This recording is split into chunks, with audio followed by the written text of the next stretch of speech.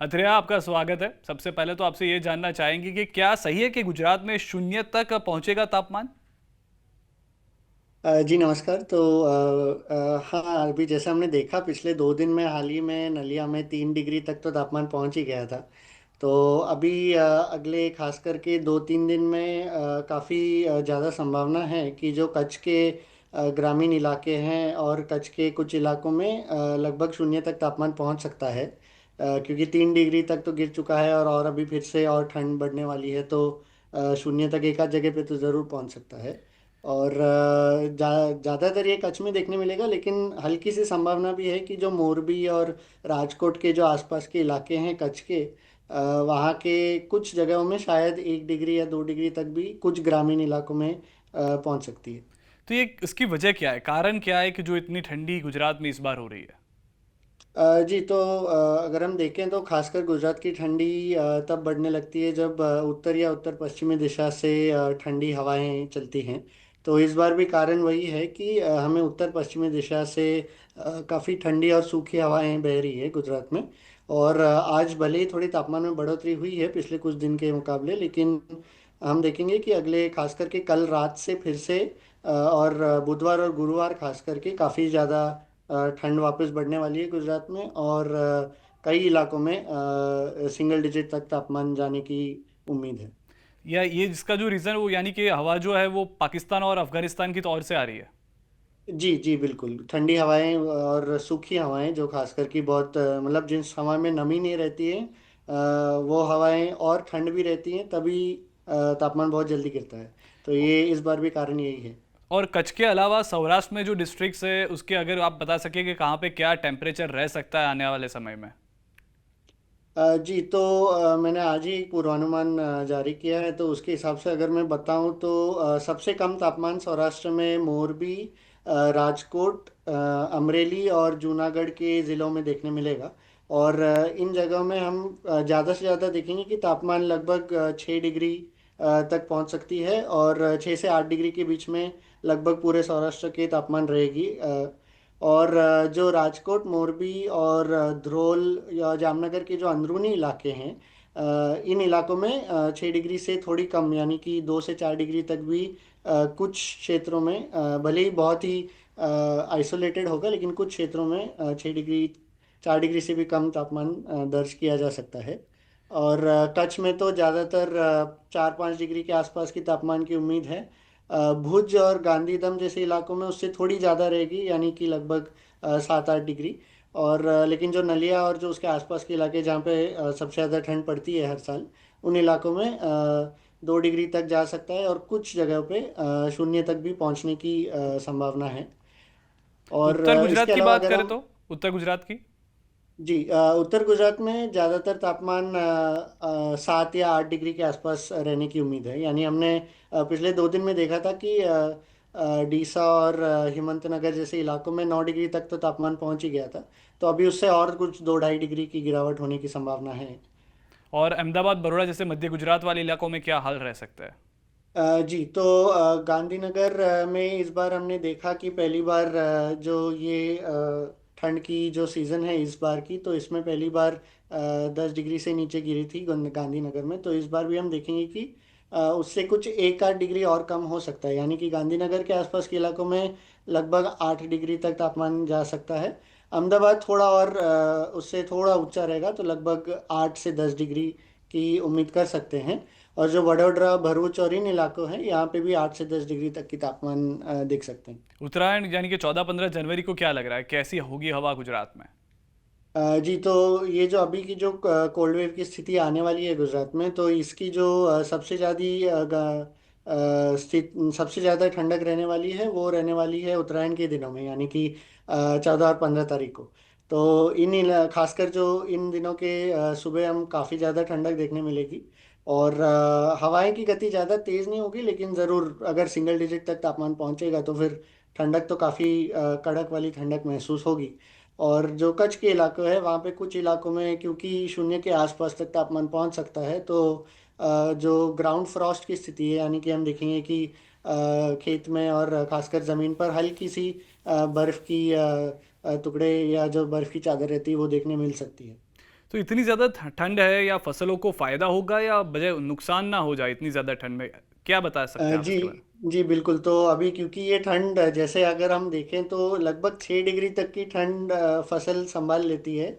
लेकिन ज़्यादा दिन भी अगर वो हो तो वही हानिकारक हो जाती है। लेकिन इस बार अगर हम देखें कई इलाकों में 6 से भी कम तापमान जाने की उम्मीद है, तो ज़रूर फसलों को नुकसान तो होगा। और खास करके जो कच्छ और सौराष्ट्र के जो ग्रामीण इलाके हैं वहाँ पे सबसे ज़्यादा इसकी असर पड़ सकती है। तो इसलिए इन इलाकों में अगर हो सके तो जो आपके जो खेत हैं उनमें हो सके तो पानी ज़्यादा नहीं, मतलब पड़ा हुआ पानी नहीं रहना चाहिए, क्योंकि जहाँ पे पानी ज़्यादा हो तो वहाँ पे फ्रॉस्ट भी ज़्यादा जमती है। तो मिट्टी में नमी हो भले ही ठीक है, लेकिन ज़्यादा कोई जमा हुआ पानी ना रखे उसकी ज़रा सलाह दी जाती है। जैसे गुजरात में लोगों को सिंगल डिजिट ठंडी की तो आदत ही नहीं है, क्योंकि आप पकड़ के चले तो 8-10 डिग्री तो बहुत हो जाती है। तो जी कौन कौन से ऐसे एरियाज भी है जहाँ पे 8 डिग्री से भी कम, जैसे 0 डिग्री वाले तो कच्छ के कुछ थोड़े बहुत इलाके हैं या तो जी। सौराष्ट्र के इलाके, लेकिन 8 डिग्री से भी कम ठंडी कौन कौन से एरिया में आप देख रहे हैं? जी तो अगर हम देखें लगभग 8 डिग्री से कम की जो इलाके हैं तो उसमें जूनागढ़ हो गया, अमरेली हो गया, भावनगर और पलिटाना के आसपास के भी कुछ इलाकों में भी जा सकता है, और पोरबंदर के आसपास के इलाकों में भी 10 डिग्री तक तापमान पहुंच सकती है। जो इस बार ही 11 डिग्री तक पहुंच गया था, उससे और 2 डिग्री नीचे तक अनुमान है। और खास करके जो उत्तर गुजरात के इलाके हैं, जो डीसा है, पलनपुर, हिम्मतनगर, मेहसाना, पटन और गांधीनगर में भी 10 डिग्री से नीचे तक की तापमान जाने की उम्मीद है। तो इन सभी जगहों पे काफ़ी ज़्यादा कोल्ड वेव की जो स्थिति है वो बन जाएगी। ये कोल्ड वेव का क्योंकि बहुत देर से भी आई है, इसका भी क्या कारण है आप बता सके? क्योंकि बहुत टाइम से इंतजार कर रहे थे गुजरात वासी, लेकिन दिसंबर एंड से शुरू हुआ है, तो इसका क्या कारण है कोल्ड वेव लेट आने का? जी तो अगर हम देखें तो इस बार जब बारिश की मौसम ख़त्म हुई थी, बारिश में भी हमने देखा कि बारिश ख़त्म होने के बाद भी बेमौसमी बारिश तो नवंबर तक चलती गई। लेकिन फिर उसके बाद भी अगर हम देखें तो इस बार समुद्र की स्थिति में प्रशांत महासागर में लानिना की स्थिति है, और जो हिंद महासागर था, अक्टूबर नवंबर के महीने में हिंद महासागर में एक नेगेटिव इंडियन ओशन डाइपोल जिसे कहते हैं, वो स्थिति बनी ही थी। तो इसके कारण क्या होता है कि दक्षिण राजस्थान और उत्तर गुजरात पर एक एंटी साइक्लोन बन गया था नवंबर और दिसंबर के महीने में। तो इसके कारण क्या होता है कि ये एंटी साइक्लोन जो ये सबसे ज़्यादा ठंड और शुष्क हवाएं हैं उत्तर उत्तर पश्चिमी दिशा से, उसे ब्लॉक कर देती है। तो इसके कारण जो गुजरात में लगभग भले ही हल्की सी गुलाबी ठंड जैसी रही हो दिसंबर में, लेकिन जो कड़क वाली जो ठंड थी जो अभी महसूस होने वाली है वो नहीं थी। लेकिन अभी हमने देखा है कि पिछले 3 हफ्ते में जो नेगेटिव आईओडी है वो अभी समाप्त हो चुका है। और भले ही लानी ना हो प्रशांत महासागर में, लेकिन क्योंकि नेगेटिव आईओडी अभी समाप्त हो गया है, तो ये जो एंटी साइक्लोन गुजरात पर और दक्षिण राजस्थान पर बैठा था, ये अभी जाकर मध्य भारत पर बैठ चुका है, यानी भी मध्य प्रदेश के आसपास के इलाके। तो इसकी वजह से अभी जो एकदम तेज़ी से ठंडी शुष्क हवाएं उत्तर पश्चिमी दिशा से आ जाएंगी, जिसकी वजह से इस बार ठंड अभी भले ही देरी से शुरू हो, लेकिन अभी काफ़ी ठंड पड़ने वाली है। और कहाँ तक रहेगी ये ठंड? उसका कोल्ड वेव का कोई अनुमान, आप कहाँ कौन से महीने तक या कितने दिनों तक रह सकती है? जी तो अगर ये अभी जो अगले 24 से 48 घंटे में जो ठंड शुरू होगी, ये तो रहेगी ज़्यादा से ज़्यादा 16 जनवरी तक।